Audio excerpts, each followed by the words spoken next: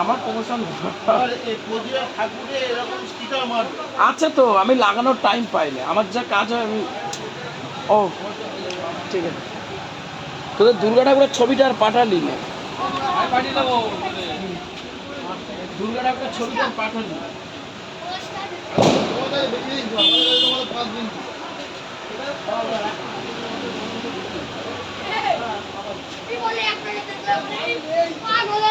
চললাম